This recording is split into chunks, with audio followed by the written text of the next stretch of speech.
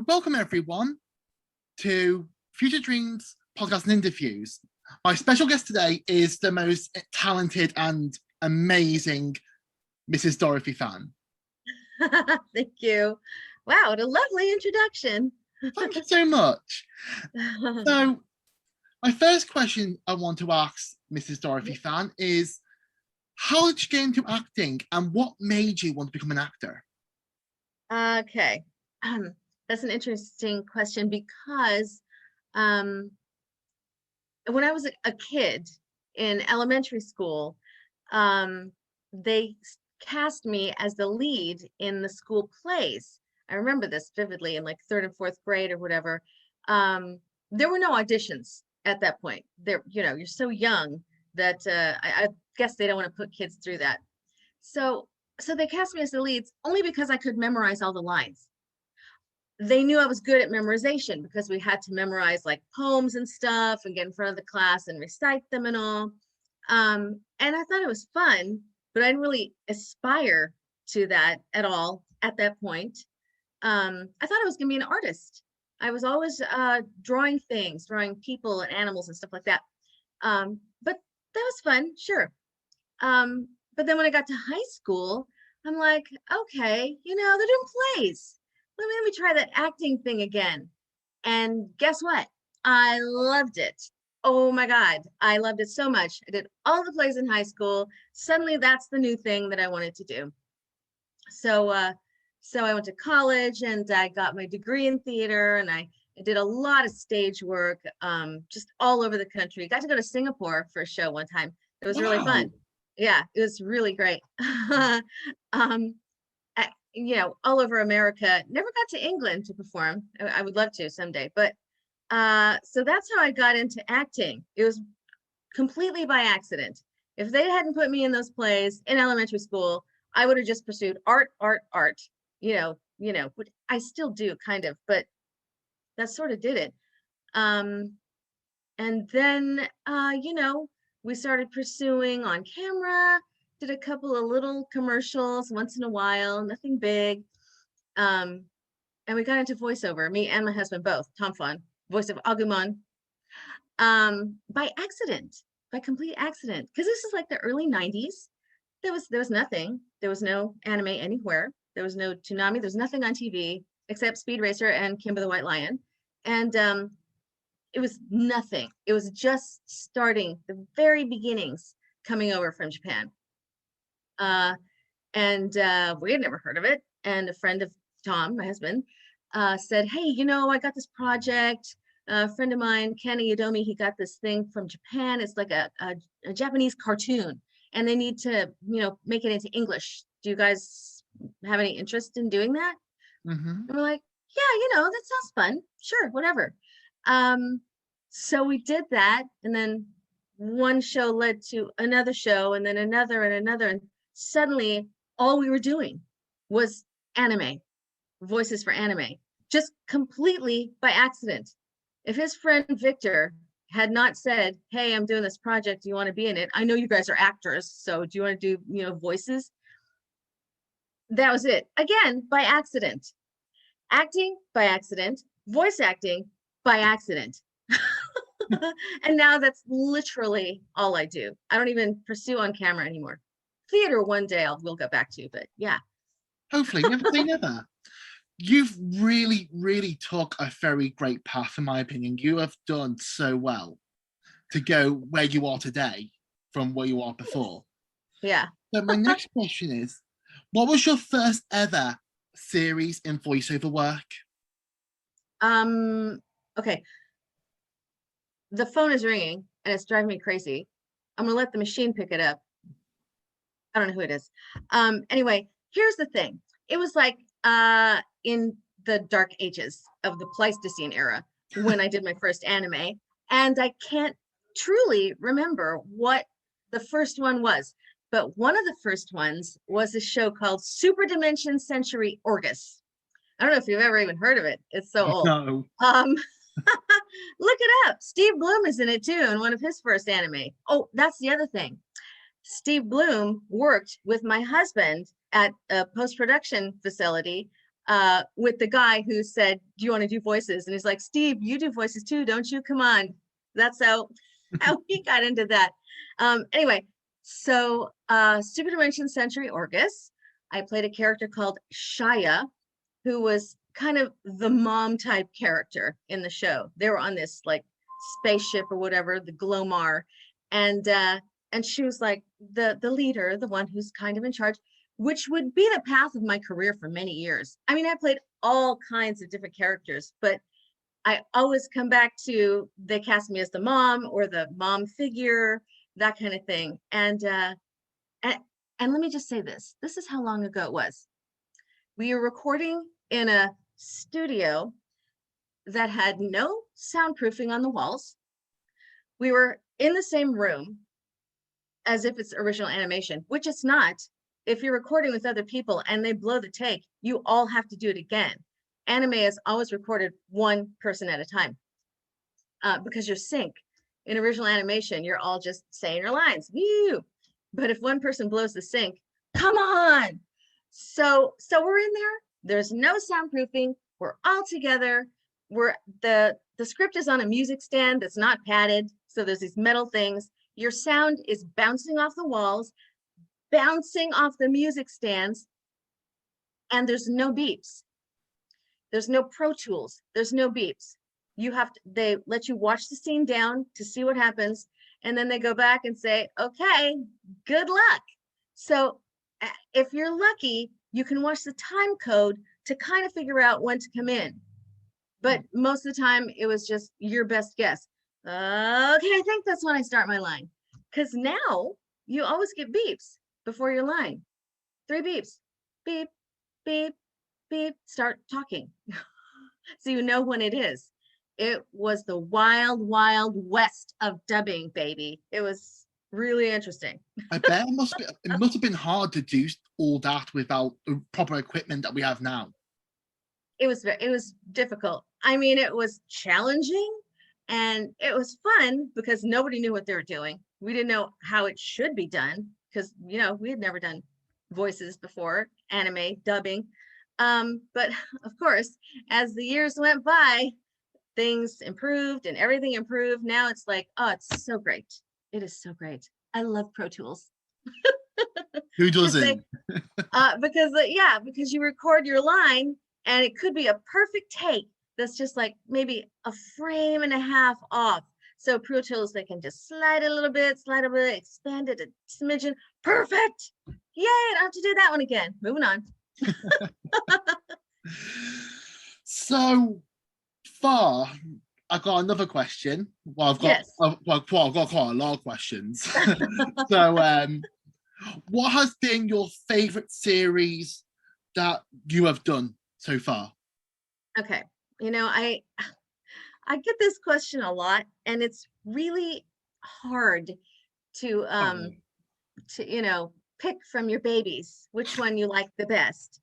I mean, I loved Digimon, right? Digimon was so great. Just through all the years, every Digimon series and all the Adventure Time movies. I get to play Ty's mom, another mom, which was great fun. And she was a lousy cook, which I used to be a lousy cook. Now I'm getting better. And I got to play, of course, Lilymon and a bunch of other various Mons throughout the thing. And I loved it. And it was such a fun show. And the people were so great to work with. But then there's Rurouni Kenshin. And I got to play Karu in that. Great character. Karu in this, it takes place in old Japan, right? It's fantastic. And Richard Cancino was hilarious. He was Kenshin, and we were like lovers or something, whatever. Not really. But that was a great series too. And it went on forever. It went on for so long. There were so many episodes. It felt like it was a part of my life. Like actors who are in a TV series that goes on for like 4, 5, 6, 7 years, it becomes part of your life. And so that was like totally great. But okay, to make a long story short, Meryl from Trigun, I think, is probably my favorite character that I've ever done even though it was a long time ago, Trigun was a great show, and I really feel like it should have gone on longer. I think it only had one season, which sucks. Um, Also, everyone in it was great. Johnny Young Bosch, Jeff Nimoy, Leah Sargent, who was my Millie, my really tall partner. But Meryl was probably the easiest character for me to do. I don't want to say easy because nothing is ever truly easy, but I fell into that character. I just felt like she was more like me than any other character I've ever played. Just her everything about her seriousness, her wackiness. It was like grounded in a place that I could totally relate to. I don't know if that makes any sense at all, but yeah. So Meryl from Trigun. I'm going to say this out loud, and Okay. no offense to Pokemon fans, but I think Digimon is slightly better than Pokemon. No offense Well, for saying yeah. my opinion. Okay. Yeah. No, everyone has a favorite. Some people love both, and that's totally fine. I get it. I'm biased because, Digimon. So there you go.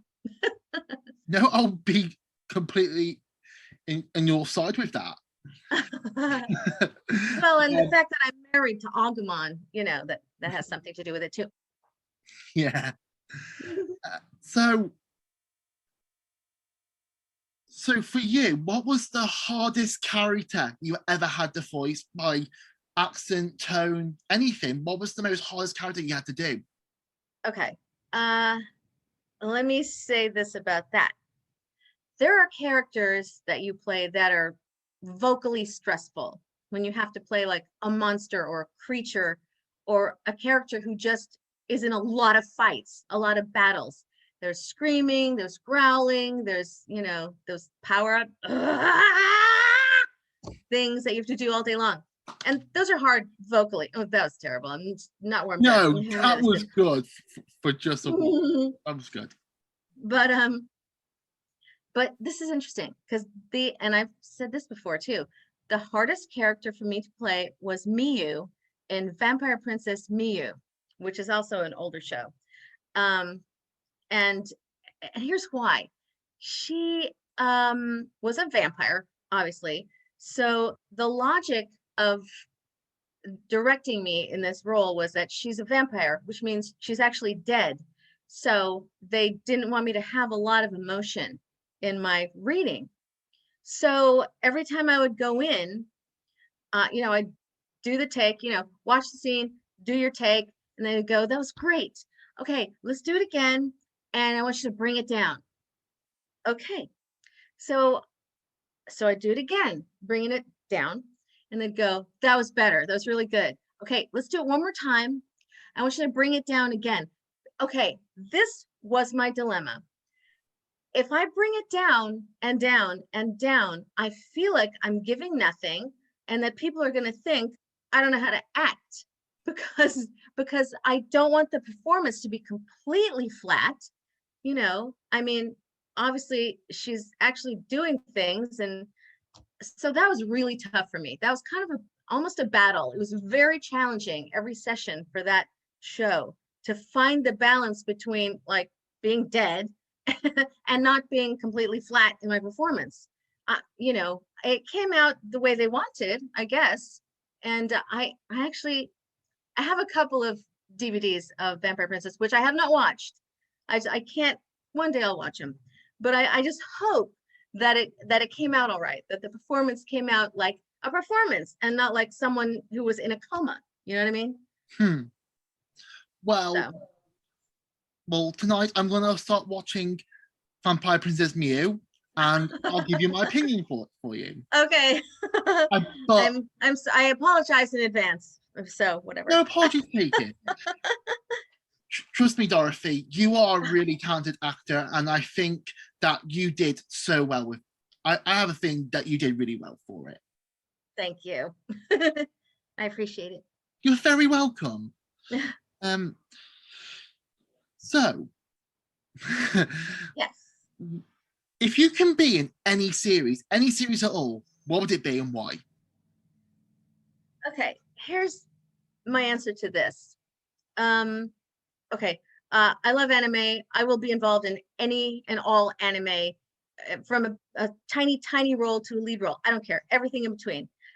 Also with games, anything, um, just I love it, all of it. Even doing a bunch of tiny parts in a game or an anime is great. You love it. You don't have to be the lead or whatever to feel like you're, part of it, that you're an actor. But I will say this, I've got Galaxy's Edge behind me, right? Yeah. Which is Star Wars. I'm also a huge Trekkie. I am a super Trekkie. And if I could be in any Star Wars or Star Trek show, live action or animated, CGI, anything, tiny voice, one line as a robot, anything, that would be like golden. That's like my goal in life, to eventually do that. And I have a voiceover agent, but there are 100,000 voiceover agents in town, and they're repping 17 million voice actors. So the odds of me ever actually getting one of those is minuscule. In fact, I was flabbergasted that I actually got one audition for Picard, the new Star Trek show with Patrick Stewart. Oh. That came out. I got one audition for it, for the computer voice on the La Serena. La Serena is the ship that's in that show. And when I got that audition, I was holding the sides like this, and I'm like, oh my God, oh my God, oh my God. I had to like calm myself just to be holding the sides to this show, this franchise that is like in my blood. It was like, holy crap. So I did it. I did like 6 or 7 takes of the thing, different ways, and till I finally got what I thought was great. And I'm like, I could totally do this. I could do this. I could be the voice in the La Serena. I didn't get it, sadly. So I was like, I kind of knew that I wasn't going to get it. So the odds were just not in my favor, as they say.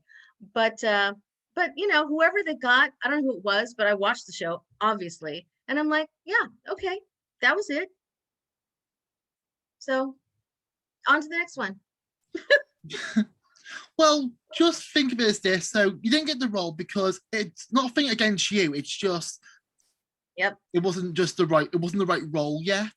But I guess keep on moving forward, and absolutely. Once you get that new role, that's because that you're right for it, and yeah, and I know, definitely. So never give up. Stay in the force. The force will be with you.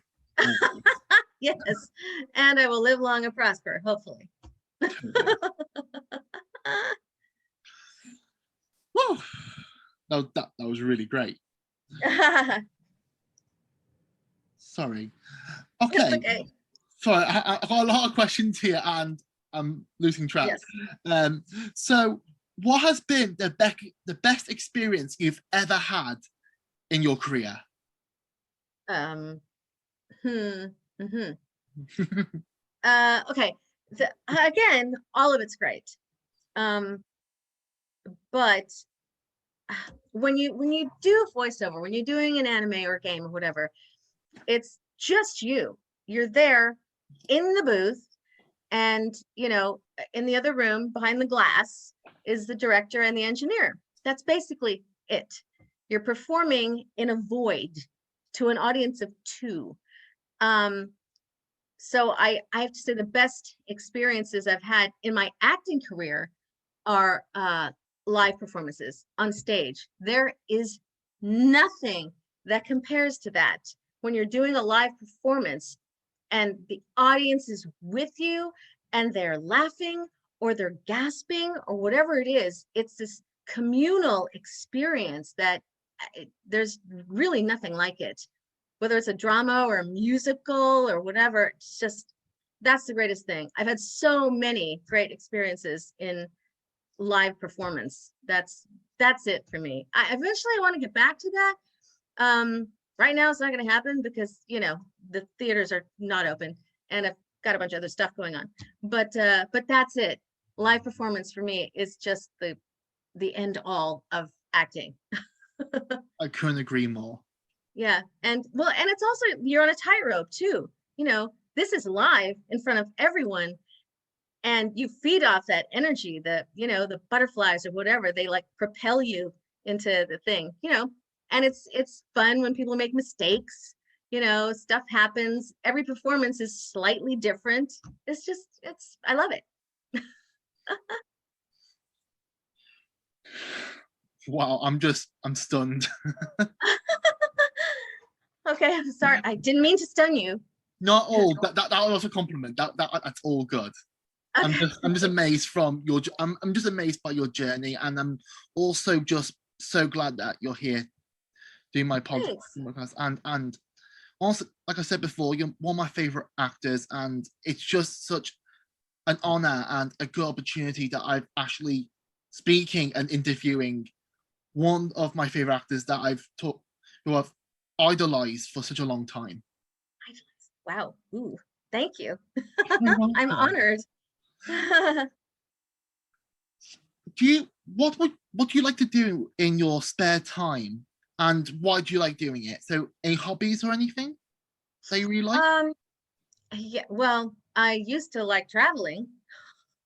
Every chance we get, we like to travel, mainly to New York because we love New York City and we love the theater and we have a lot of relatives there. We went to Italy for our anniversary. We were in Rome for a week, and that was glorious. I love travel. Travel is fantastic. We had planned on coming to London last year, had a whole trip planned out, had some stuff already bought that obviously had to be canceled. So that's a bummer. Want to get back to traveling. This year has been interesting, getting used to this crap. We've had one vaccine so far. We get our next one in a couple of weeks. And 2 weeks after that, we're going to celebrate somehow. Go to a restaurant or something. But so no traveling.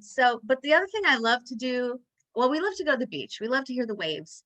So, it's get in the car, 15 minutes to the beach and just wander around. But here, home, I just love reading. I love reading. I'm a voracious reader, and I'll recommend a couple of book series for anyone out there.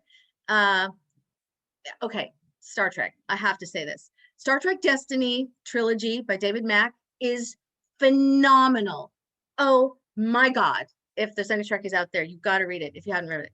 I also love the Lunar Chronicles. I think it's more skewed towards female readers, but it's amazing. Marissa Meyer, Lunar Chronicles, so great. And Marie Lu, what a great writer. The Legend series, great. Love it. I'm reading Warcross now. That's another book that she wrote. I constantly have to be reading something. It's like when I get done with the book, it's like, wow, yeah, that was great. Okay, what's next? Love reading. So do I. Good. Good. It'll keep you well educated, help you for English. Yes. Mm-hmm. Reading is fundamental. Staying school, kids. Oh, it's interesting too. If you read a lot, when you come across a book that's badly written, it's so obviously badly written. I've had a couple of those recently. I'll start reading, I'm like, wow, this is really kind of middle schoolish. Oh, and that's misspelled. Oh, and that's really grammatically wrong. I can't even finish a book like that. It's like, okay, no, I don't have time for that.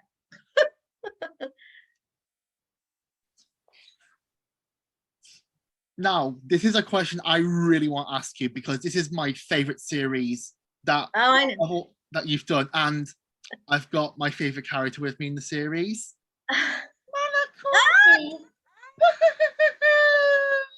Oh my God, Monokuma! So I love that. speaking of Monokuma, the headmaster Yes. of Hope Speak Academy, Yes. how did you hear about the series? How did you get to know it? Well, as um as it is with most projects that I get involved with, I know nothing. I know nothing about anything. I didn't know anything about it until I got an invitation to audition for Trigger Happy Havoc. That was the first one that I auditioned for. And then V3 after that, they had me audition for that. But I didn't know anything about it until I went into the audition and they gave me sides for the show, a little overview of the game, and that was basically it. I went in completely cold to audition for those parts. Well, once I got to V3, I knew what was going on. But the first time, when I got Chihiro, I had no clue, really no idea. And they're telling me about the game, and I'm like, ooh, wow, okay, yeah. I wouldn't want to go to that school, I'll tell you that much. Oh, definitely not. I mean, funny to say that when people say, I love Danganronpa, I would love to go. Would you really? Would you No, really want to go to that no, school? no. So, if you could voice any character in Danganronpa, who would it be and why? Monokuma. Yes, I love that. I love Monokuma because, I mean, okay, half of him is creepy looking, but he's a cute bear who's like totally evil. And he's got that voice that's kind of sweet, and yet then it becomes evil. That's kind of fun. It's fun playing characters like that. I would love to play that part. And I think in the Japanese version, it was played by a female. Yes? Yeah. Yeah. Well, But two, because yeah. what I think the original voice of Monokuma in Japan, she had to retire for the voice because she started getting dementia. Oh God. Oh my God. Bless her. Oh, that's terrible. So she did a couple of voice recordings for Danganronpa 3, the anime. Mm-hmm. And then she had to retire because of what happened to her. But a famous Japanese actor called Taroko, she took the role of Monokuma. And honestly, people go, oh, I like that voice better. No, I like her better. I think no one should really compare to them because I think they're both equally good. And Taroko did so well bringing Monokuma to life in V3. And I think we should be grateful for that in a way because, yeah. Yeah. I mean, well, yeah, and it's true. A lot of projects, I had an interview recently and they were asking about, recasting stuff. And it happens more often than you would think. Shows that have been done, now they're going to redo it and they recast everyone. And then everyone has an opinion. Oh, the original is better. Oh no, the new one's so much better. And that's totally fine. Everyone does a great job. Everyone does the best job they can. That's the beauty of this acting thing, is that everyone goes in there to do the best job they can on every single line. That's the goal. And this one is great in its own right, and this one is great too. Everyone has a preference, but they're all, I think, really as well done as they can be. I couldn't agree more. I really couldn't. So I'll be honest with you. When I first heard that Danganronpa V3 was getting a dub, well, obviously because it's a love series in America and everywhere. I'll be honest with you. The minute I saw Samuki in the original Japanese, I thought, you know what? I can see Dorothy voicing Samuki. I had a feeling you were going to voice her. Get out! Really? I actually did. I think it's because she looks like, in my opinion, how I describe her, she's like the fan child of Sayaka and Chihiro, because Chihiro's like this very nerdy, very shy and plain character. But Sayaka, she's got like energy, she's got the iconic look, and well, in a way, it's once in a while I get typecast as a character that looks like me. with Mm. with glasses and the whole. I mean, that's Sumugi-esque right there. So I'm not going to lie to you. I promise you, I'm not going to lie to you. When I found out that Samugi killed my original favorite character, Rontaro Amami. Spoilers. Sorry, I'm sorry, but I yeah. had to. Sorry, because I'm a big Danganronpa boy. I know too much. So I was quite devastated because how she easily framed the decoy protagonist. I'm not saying who it is, but Yeah. you'll know if you're going to play the game, you'll know soon enough. And Yeah. how she got away with that, and how you would not expect to be her.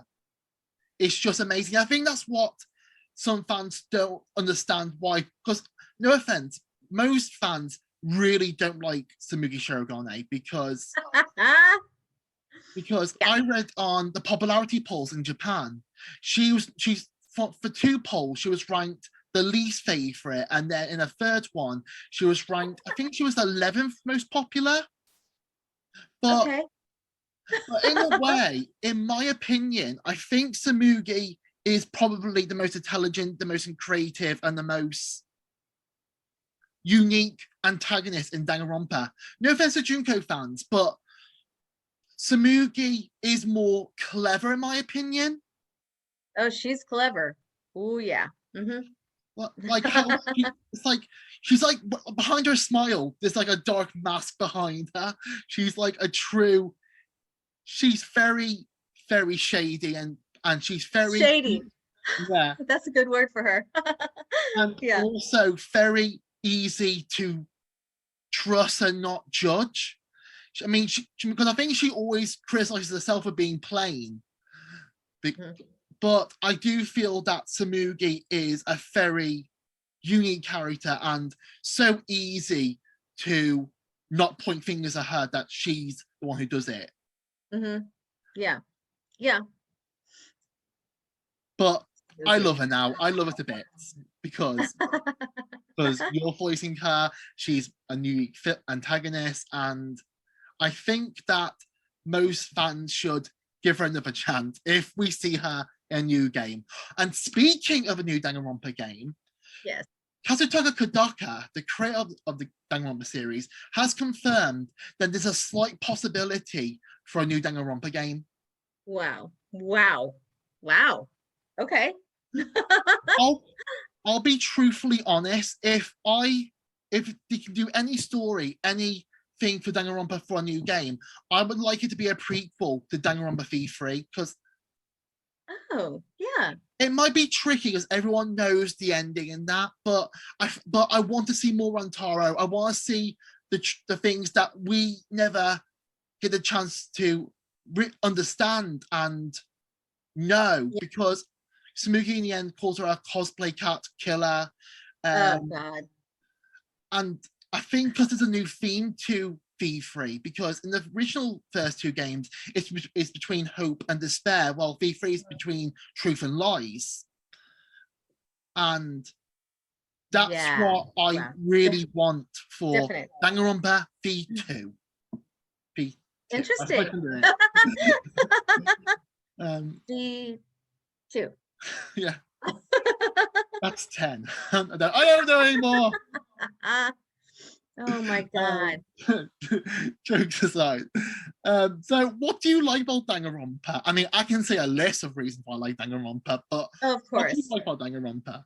Well, okay. The only thing, as an actor, I the thing I like best about Danganronpa is that I got to play two. Well, I played Sayaka too, but You, I got to play two characters who have big secrets. Interesting to play characters like that. Um, it immediately makes the character more complex. You know what I mean? hmm, When they're hiding something from everyone, it makes it just like, I don't know. It's always fun to play, but it's really fun to play a character who's hiding something, especially something that big. You know? So I really love that, especially, I mean, Samugi, yes, but especially with Chihiro. That was because the character is so like kind of shy. It was a real fine line finding what to do with that, you know. It was great. Absolutely. Not gonna lie, I was quite shocked about Chihiro's secret, and it's Yeah. just it's sad what I know. happened I don't to. want to say. I mean, people have No, probably know already, but there are people out there who have not played this either one of them yet. You know, so I don't want to do any spoilers, just in case. well, But there are big secrets. I let one out by accident, which I know. I'm sorry. Okay, don't. Yeah, maybe I it say slipped my again. mind. I'm kidding, I won't. Uh, so my final question I would like to ask you, Mhm. do you have any upcoming acting roles or plans for the near future? I plan to keep auditioning and hopefully keep working. Those are my plans for the near future. Because that's kind of the only thing I got going on right now. You know what? Here's the thing. I am looking forward to when conventions come back, because you really miss that. You miss the actual, being there with people and you know panels and the whole thing. Because I'm talking to you, which is great. I love that. When you're at a panel, everyone can ask questions. It's great. You get to meet people, and it's just kind of a love fest, anime and gaming love fest. So I kind of want to, if I can go to another convention next year, that'd be great. You know, once more people are vaccinated, I'll feel totally safe to like go back to that. That's what I want.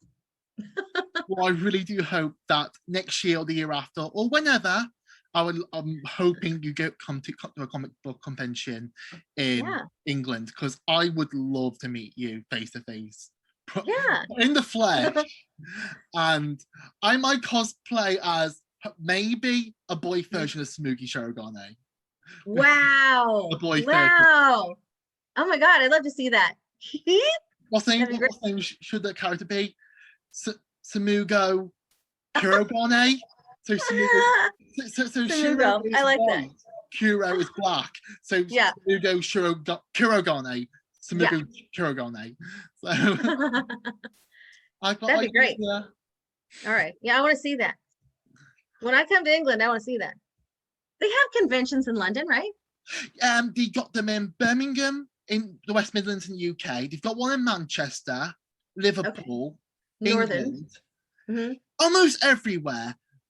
Yeah, great. Almost everywhere, but Well, the big popular ones are Birmingham, Manchester, and London. okay. All right. Well, maybe I'll get to go to one of those. Fingers Who knows? crossed. Fingers crossed. That'd be great. Or you can come to America. I would, well, either way, I'll be happy to meet you proper. Yeah, And right on. like Samugo cosplay already. Go and Snooki. There you go. Samugo. Yeah. I'm not. Oh, I'm buzzing. Well, thank you so much, Dorothy. Thank you for having me. You're very welcome anytime. Fun. So, guys, thank you so much for watching Future Dream podcast and interviews with the amazing Dorothy Fahn. And if you like what she's been in, would you kindly follow her on Twitter and Instagram, which I will link down below. And I'll hope to see you all soon. Stay awesome and stay safe. Bye. Bye.